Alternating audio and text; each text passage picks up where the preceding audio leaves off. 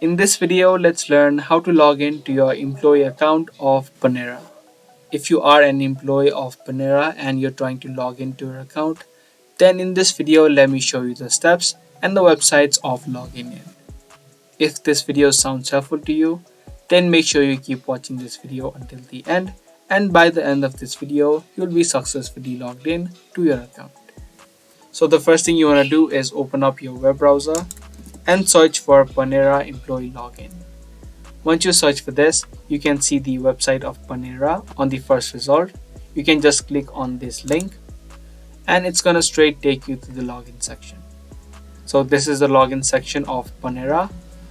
You don't need to create a separate account of Panera employee. You can type in the same details of the Panera network.